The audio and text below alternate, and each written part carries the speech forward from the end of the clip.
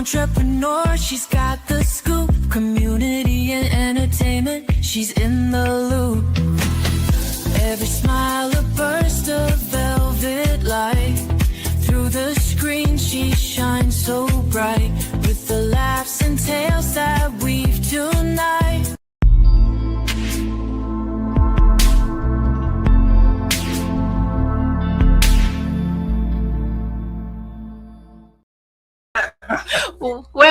Well, welcome to another episode of SKST Radio, and you tuned into the Cami Grayson Show. And man, today we have a very special guest. I met him earlier this year. Yes. And so he is like phenomenal. He goes by the name of James Parker, and he's an author. Welcome, James. Thank you. Thank you so much for having me, Cami. Thank you. Absolutely. It's hard getting you on, man. You're busy. Hey, well, got to pay those bills. So. I know, right? So as I said, James is the author. He's the author of Men's Guide to Spiritual Freedom. And this is like a book that I feel like is phenomenal because it's one of those things that, I feel like it's a must read for men. I feel the same way. Cami, I wrote this book because as a man, and I can only speak from the male perspective, it's a lot of things that we deal with that we oftentimes don't verbalize. Yeah. To look at us, I'll just use me as an example. Now, outside, sometimes you're thinking, well, he might be okay. He might have everything together. But sometimes that's true. But more times than not, I'm dealing with things. Yeah. So the question is, how do men deal with things in a positive way? Wow, it's amazing. So Okay. So you know what? I think of what you're just saying, right? I'm receiving that. Then I think about my son. African American man, 29 years old, and he's just starting life, just getting, to where he's deciding, what he's really going to do and be, right? Yeah. And it's hard. It's hard. Yeah, it's very. I was that age many, many years ago, but the experiences never left me. I mean, when you're that age or older, how do you navigate? Most of the times, I often kind of mentions in my book there that in my life, most time, women, ladies, have an outlet. They constantly seem to have somebody that they can speak with, confine with. As a matter of fact, it's almost, it's natural to them. Now, most men, take your son, for example, even though I never met the young man, but I know so much about him. Has been a man, African American man, right? And some of the things, if he were just to open up to you, it would probably blow your mind.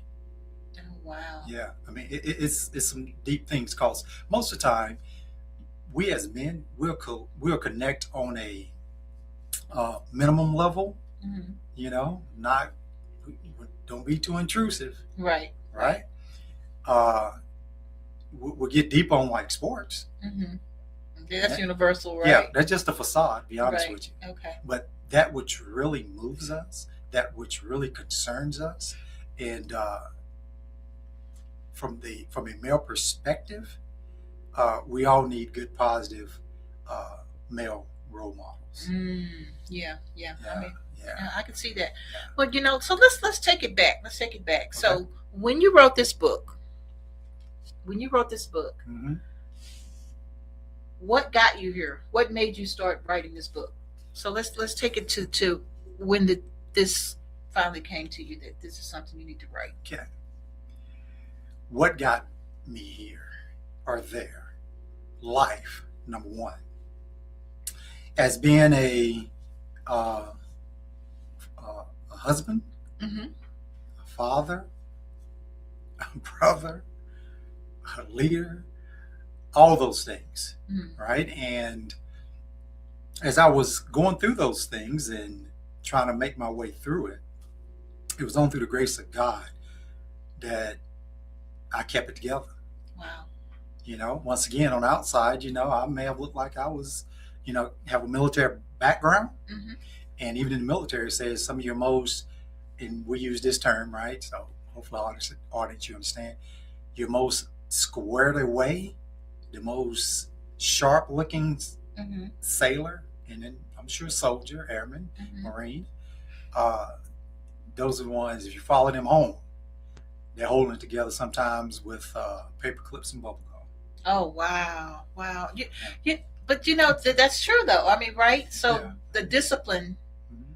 that they offer, you know, when you go into these services and things like Mhm. that, you know, you're you know at attention Yeah. and yes sir and no sir type Mhm. thing. So it's like you know you're that good old boy. You that person that you know this is what you was trained to do. You know, Yeah. go by orders and things like that. Mhm. But then off the page, off the book, you know, Mhm. you're done. You served your time, Mhm. and now it's kind of getting you readjusted back to the civilian life, right? Twofold. That's a two-part question. Yeah, when you're there, and I salute, I salute all my fellow service members. Um, love what you're doing. You know, Yeah. Thank I'm you for there the for you. service. Thank you for your service. Yeah. Thank you for standing watch. Um, yes, there's two parts to that image. Even when you're there, right? Mm-hmm. You're that, you know, image of military um, perfection, for the lack of a better term. But even in that, like you said, when you go home or once you get out, and we haven't even get reached the point of where I was out. I'm still active, and so how I got there was lifing in the military, Mm-hmm. learning my way, Mm-hmm. learning what I need to do. How did I get there? As a father, learning how to be a father, Mhm. learning how to be a husband, uh, all of that. And so what happened was, if I was to kind of narrow it down, in the midst of all that, God keeping me, Mm-hmm. you know, he was keeping me and teaching me lessons all at the same time. And at the point I wrote this book, uh, it had dawned on me about it 7 years before I even started writing it. Because first of all, I didn't, me, James, write a book. You know, what do I have to say? Mm-hmm. Exactly. But God had laid on my heart, hey, you need to write this, because here's the thing that he was letting me know. If you're going through this, a whole lot of men are going through this. Yes. Yes. Just like you're not talking, you know, I was blessed with a lot of victories. I mean, I was good, Mm-hmm. but there was also some down times in my life. And so he led to me to say, hey, let's start writing. And so here's a very interesting thing about the book, right? When I first attempted to sit down and write, I was like, okay, well, I'll see what I can do. So I wrote some stuff. Mm-hmm. I put it in my nightstand drawer. And probably about 2 years later, right? So I opened the nightstand drawer, and if you've been married for a while, and I've been married going on 33 years, me and my beautiful wife, Tierney Parker. Hey, baby. Hi, beautiful wife. Hey, Shameless plug there. Had to do that.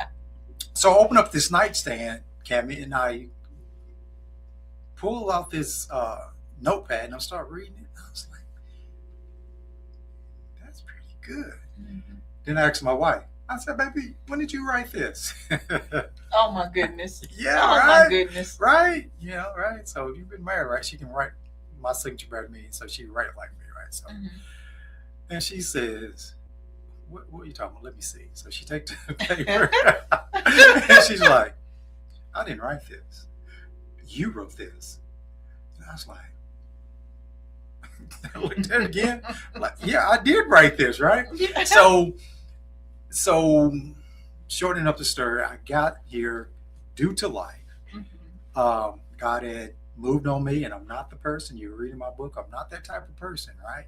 That often says, you know, some people be like, you know what, I seen, often use this analogy, I seen two leaves hit the ground at the same time today.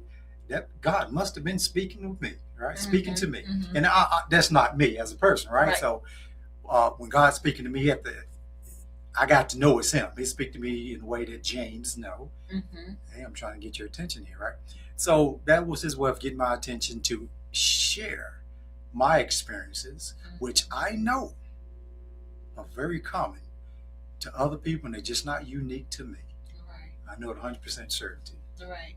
But you know, the thing is, though, that's what people don't choose to write because they feel like everybody knows this. You know, everybody, like for a woman, or everybody goes through this every month. Mm-hmm. Everybody goes through, it's something that is so common that it's not common. Exactly right. Hence the title of the book, Deliverance. Well, is the subtitle, Deliverance through an open and honest conversation. Right? So most men won't have that open and honest conversation. Now, don't ever believe the myth that men don't talk a lot, have a lot to say. Oh, yes, we do. We just have to have the right environment, a safe environment. And I often say in this book, right, when you have these type of conversation as men, the first thing you have to do is you have to pray, invite God into the conversation, right? Because when we invite him in, healing and deliverance begin, right? Because here's the thing, Cammie, a lot of times we are looking to hear that voice or get that confirmation somewhere or to hear it through a sermon, and nothing's wrong with that. But a lot of times what I found out is my deliverance sometimes is sitting right beside me. That's powerful. The answer to what I'm going through sometimes might be sitting right beside me. But if we don't talk as men, if I don't open up to my brother and say, listen, man, I dealt with that problem too. And this is how I overcame. Now, I'm not here to be a warden to talk to you like, hey, right. I'm not here to judge you, but I will tell you how God blessed me and allowed me and ushered me through many situations. You don't have to suffer in silence. You don't have to go through that. That's powerful. It's the truth. Yeah. It's the truth. And so working with men, I've noticed that when they do have that relationship, it's good and it's healthy because again, men don't really talk. Allegedly. But I'm saying if they don't know you, yes, right? Yes. So for instance, like we got people that's out of town, and when they come to town, had they not got a chance to meet you or talk to you, it's nothing said. It's just like work as usual, and there's no bonding at all. Other than, what about that? Insert your teeth. Yeah, and that's if they both follow the game, and if they happen to like the same team. Yeah, you might get a fist bump. Yeah. Yeah. Right? Yeah. I mean, that's just me observing as a woman, but I get criticized all the time. Oh, y'all just got when I'm talking to a girl, right. I'm bonded, because we have things in common and we support what we do as women, because we might not even like them after they leave the interview. They might say, oh, she was horrible, but she didn't say that in front of me. At that point we bonded to what was said, the situation. So you men, this guide is to spiritual freedom. Wow. How it's like a woman don't really think about this stuff. We do. Yeah, just like you, I'm very observant, I have 3 daughters, my wife, and I have 2 sisters. So over the years, I've just observed. It seemed to me, right? I can't prove this. I can't prove this, but it seemed like when they get together, when they're friends, right? Like you just said, you have that interview, and you talk, and you might share something. You might share some intimate details or something, right? Right? You just share it, and during that sharing time, there's a release.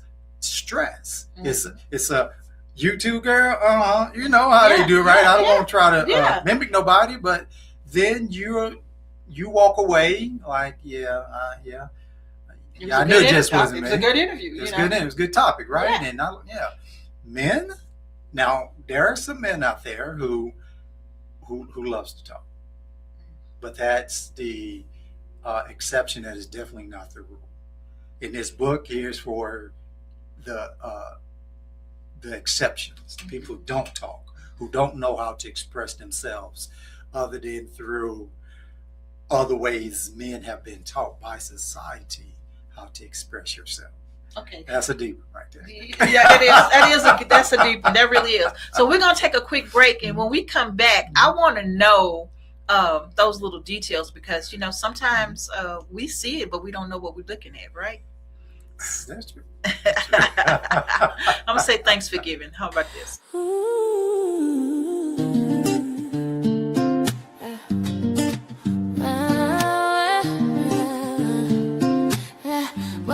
Well, thanks for giving, thanks for love, shining light from heaven above. We lift each voice, we rise and sing for the joy this season brings. Coming Grayson show, it's time to shine, hope and healing, stories divine. Tune in now, let your spirit glow. Thanks for giving, let the whole world know.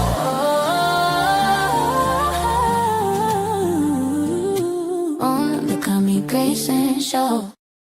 Bringing out my gifts, right? All right, welcome Hey. back. If you just tuned in, you haven't tuned in too late. I'm having a great time here with Mr. James Parker. He's an author of Men's Guide to Spiritual Freedom. And man, we've been chopping it up and just kind of having a good time and learning. Awesome time. This is the show that the females should really be looking at because this is a show that helps us understand what our men folks, I almost said, There you go. men people, what they're going through and what they don't share and what they choose to share and how. And then if they don't let that spiritual freedom in, it's going to always be inside them. And our men, our men go through a lot. Yeah, that's not to say we soft now, Yeah, but we really do go through some things that we need some assistance in navigating, right? And so when you get that assistance, it's been my experience now, that I'm older. A lot of times, the older generation of men will try to tell you, but you have to be in a space where you're able and ready to receive it. Yeah, I can see that. Yeah. I can see that. Many things I walk through in life, and many things as we as men walk through in life, and that older gentleman would be like, hey, son, remember this, or they give you that word of wisdom, or sometimes it comes from the heart, and sometimes it might come from the bottle. Yeah. Whatever it is, though, they Right. won't try to spit a little knowledge at you, but we have to be in a mindset to where we can receive it. And most of the times, for those that have a father in the household, that should be the first point. But people who I focus on from my perspective, once again, I can speak from a man perspective from James. Not having that father in the household, that led to me trying to find out what's required to be a man in those streets. Right. Well, see, now a lot of people go through that, not having a father in the household, and I think that's where I see that book comes in mind, because when I mentioned my son, same situation. And he's a quiet guy, and so this, I'm telling you, is bringing it out in me because I understand. I haven't actually read the book, but I do understand where the book is coming from. Basically, from your last interview, I was able to kind of go through, your book and things like that. So, but it's amazing to me how not having a father in the house opposed to a young man having a father in the house. So it still could be the same way, because that father is not into being a father. There's no blueprint on being a father. So if that father is used to his father not being there or talking, he's going to be the same way, even though he's in that household. You get what I'm saying? Yeah. And so how does that affect those type of people? With the father not being in the house? The father being in the house, but not in the house. Well, like you indicated, if you have a father, um, from my experience, and that father is almost nonverbal, Mm-hmm. wasn't taught how to share their emotions, wasn't taught how to properly communicate. Mm-hmm. Um, that's almost sometimes as worse as having a father, Yeah. because it's a double-edged sword there, Mm-hmm. right? Mm-hmm. Um, my father, not going into, it's in the book, Right. uh, not being there, I learned so much about my father. I learned so much about being a man. You know what that was? What? What I would not do when I became a Mm. father. Yeah. That was a valuable lesson that I learned by my father not being uh, in my life Mm-hmm. during that time, Mm-hmm. right? Um, I hold no ill will. He has since passed and went on with the Lord, and I got an opportunity to meet him at 33 years of age, maybe 34, Wow. right? And God, all the positive things, all these things is God centered. I found God. So when He wasn't in my life, God has always been there to kind of guide me. Mm-hmm. Does that mean that I didn't get in a lot of trouble? No, but in His grace, He kept me. Right? Could have been a whole lot worse. Mm-hmm. Definitely be the person that you see before you now. So it's a double-edged sword. You can have a father that don't know how to express themselves, or you can have a father that's uh, three, that know how to express themselves, know how to Mm-hmm. communicate, know how to mentor and Mm-hmm. rep or a nice young man. You can have somebody that can be overbearing, and that can be just as Yeah. detrimental. Yeah. Yeah. Would you agree with that one? I would agree with that. Okay. Absolutely. Okay. Absolutely. And then sometimes it feels like you, like you didn't get to meet with your father. Not that you didn't know him, but you didn't get to really know him, right? Until Until the right. end, Yeah, pretty much the end. Yeah, that's good. Yeah. And so coping and trying to learn. So let me just say this come to mind. Mm-hmm. The idol that Bill Cosby was for us growing up. Mm-hmm. He was that dad. Yeah. He was the number one American dad Mm-hmm. that we were all who didn't have a father in the home looking at. Mm-hmm. He talked to his son. Mm-hmm. He spent time with his kids. Yep. He tried to understand his daughters, and he communicated with his wife. Mm-hmm. That is the stereotype father that we were all aspiring for. Mm-hmm. And then when you realize that's not your life, you can't do that. You don't have the hustable money, Mm-hmm. being a doctor and she's an attorney, Mm-hmm. So how do you cope with your family when you barely make ends meet? Does that make you feel bad, or how does that work out From the father perspective. from the father perspective? From the father's perspective, once again, I think my God had built a resiliency in me. Mm-hmm. I've always He's always given me a good work ethic. I knew even as a young age that once I had a family that I would do whatever it took. Mm-hmm. And even during the lean times when God bless us, we've always had food and shelter, and Mm-hmm. we didn't struggle a whole lot because I'm gonna jump back into the military perspective. Okay. The military perspective for me, which was an option other than the street, because the military take care of those. I think it used to be referred to as the is it Maslow hierarchy of needs, something like that. Mm-hmm. It's going to give you a place to stay, put a shelter, Mm-hmm. put Four squares. yeah, right. Give you enough money to, and gonna pay some bills, right? Right. So the military kind of, the Lord in the military kind of covered that. We wasn't living lavishly, but we wasn't on the street. When times were thin, I always had a personality. It wasn't all about me. Now, my family, which wasn't poor people, in the country, some of them was just poor. Poor. Now, audience, if you know, you know. So we will. They didn't have a lot of money, but they had a lot of love. Yes, yes. I mean, they just loved each other. They loved each other, and so I understood the sacrifice. So it was never going to be me having things that my family didn't have. Mm-hmm. I, even to this day, it's not about me. I'm now, as I get older, and this may be getting off topic a little bit, learning how to focus on me a little bit, Yeah, and not focus everything on the family. right. But that's the way I was raised. Without my father being in my life, I wanted to be the best father and try to be the best husband. Mm-hmm. And although I don't hit a home run all the time, and I'm sure if my wife was here, she'd tell you.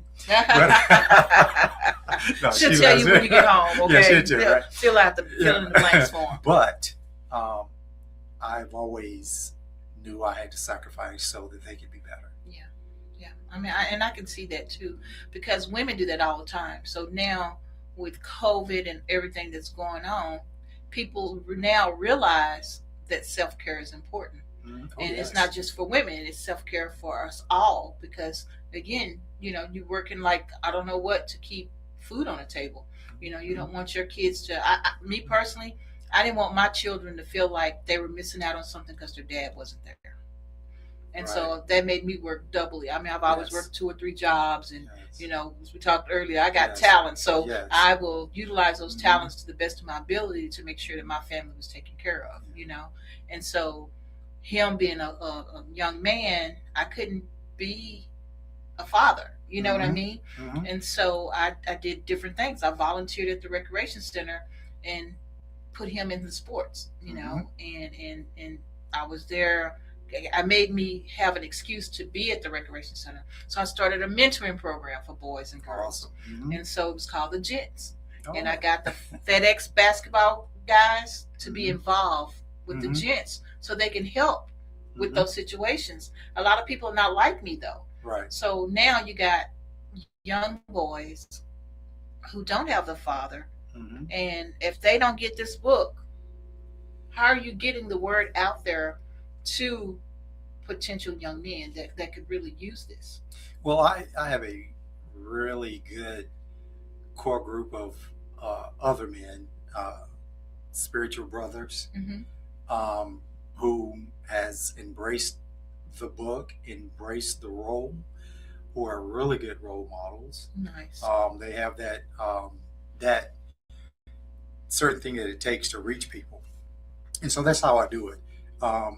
It's about the book, but to be honest with you, it's about impacting lives. Mm-hmm. It's about men talking. Mm-hmm. It's about helping young men. It's about helping them to be better young men, to have a brighter future. Mm-hmm. That's what it's about. It's giving people the step, the opportunity, the rope, the path, the way in, not a way out, to let those things that which we as men and young men pack down so deep, and I want to take a moment to say thank you for what you did for your son. I know he appreciates that. Everybody don't have that, and I know he appreciates that.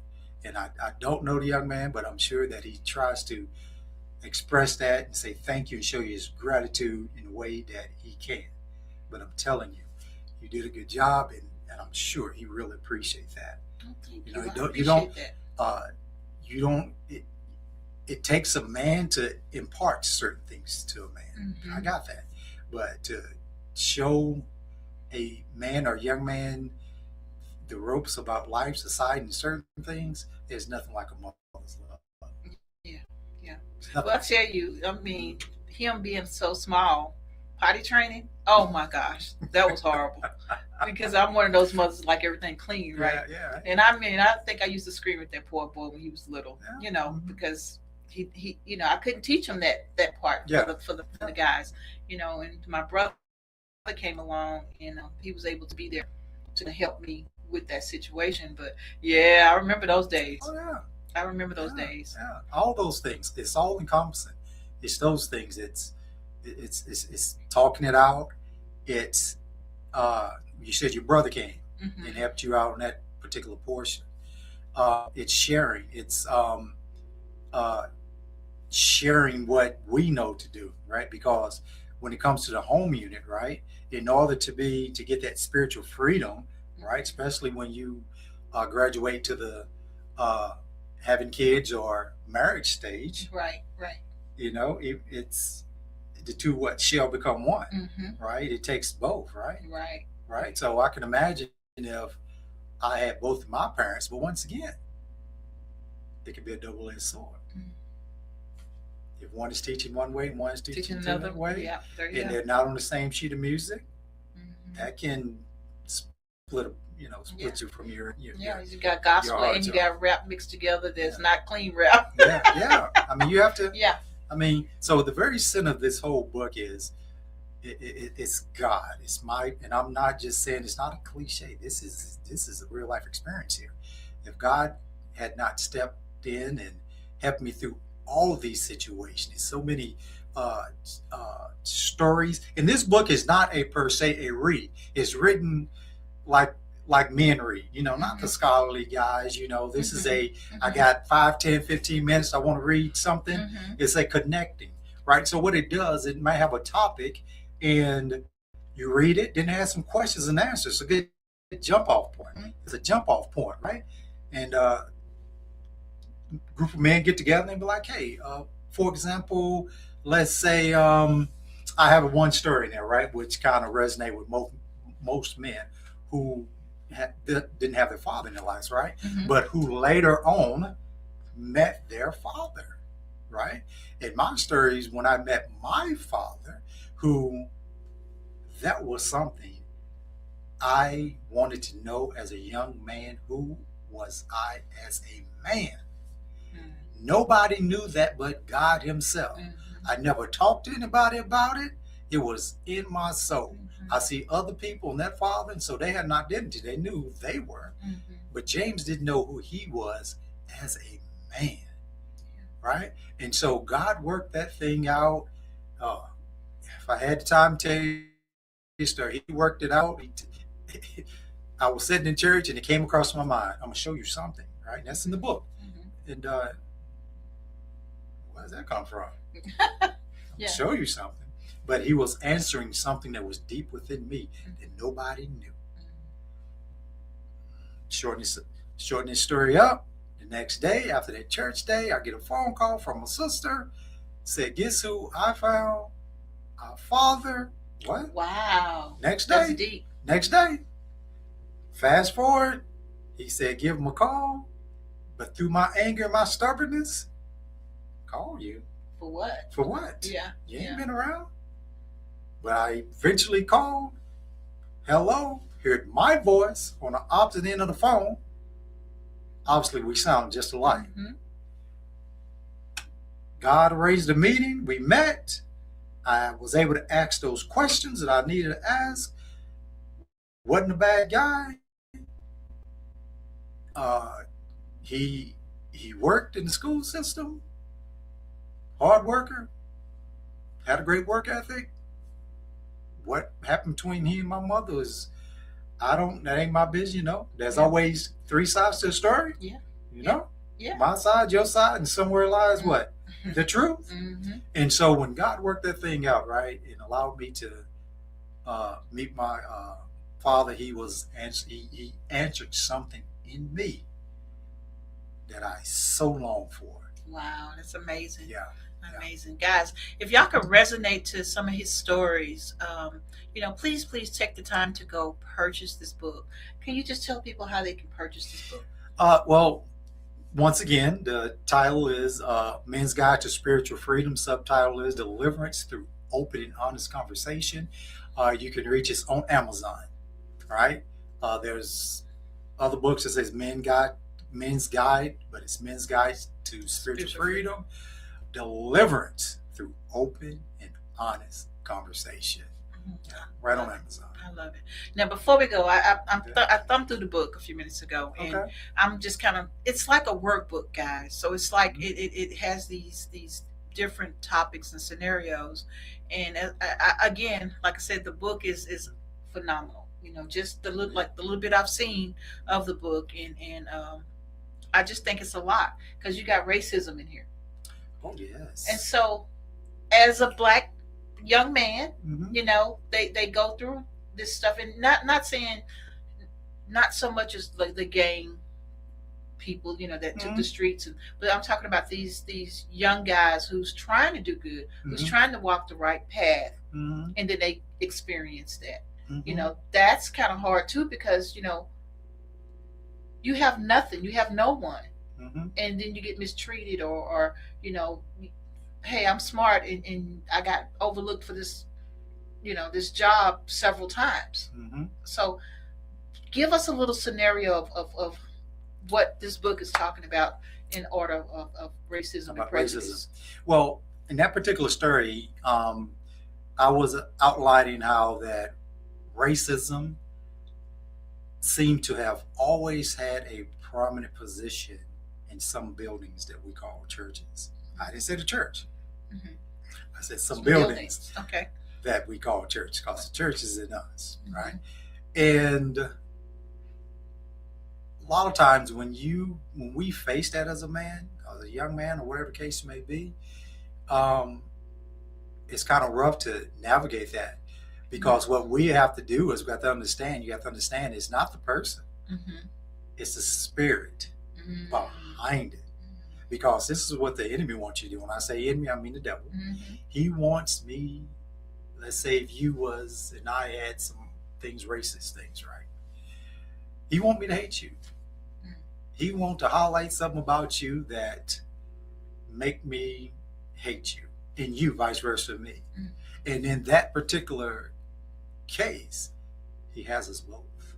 Right. Because if we don't forgive, now I can forgive you and kind of keep my distance, right? Mm-hmm. Right. But if I don't forgive you and I walk around holding that hate in my heart, They got you. oh, we got both of us. Yeah. He got both of us, and that's the thing, is the spirit behind that racism. So we have to be able to look beyond that system, right, and be able to see the individual, because that individual is you're both being manipulated by a system. Yeah. Yeah. Well, it's funny because I've had this conversation with another guy friend, Mm-hmm. and he was like, women, they just hate each other for no reason, and he's 100%.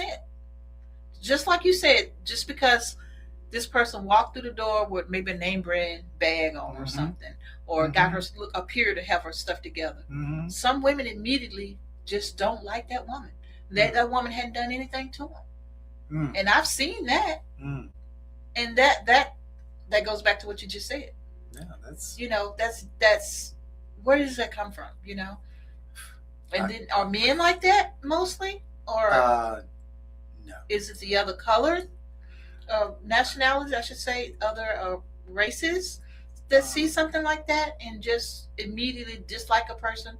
But for an African American woman to just not like a person because Mhm. for no reason, Mhm. that's just it blows me away. It blows me away because I'm like, how can you not? You don't even know the person. Right. How can you not like that person? But if people don't like that. And I find it strange. To answer your question, I really don't understand that from the women's perspective.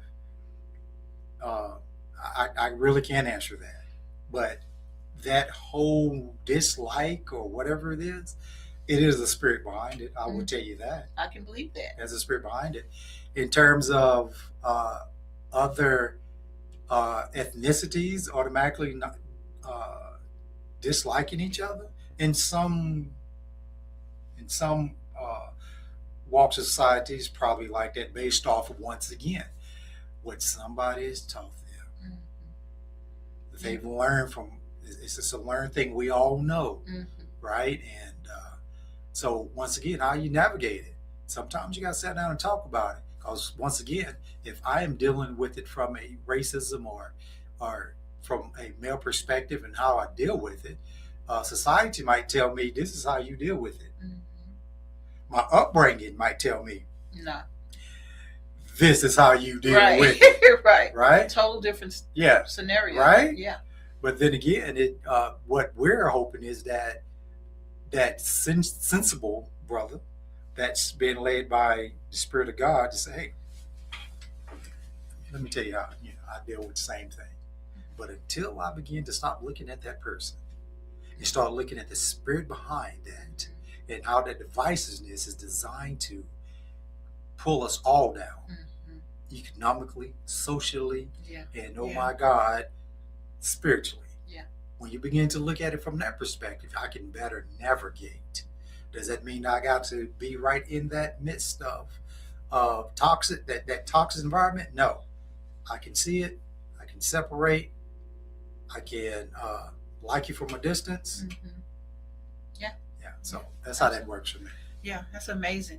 Guys, again, we're going to kind of wrap it up, but I really want you to go get this book because I feel like it will help our African-American men a lot because of what's behind the book and the reason, the purpose, and how it was given.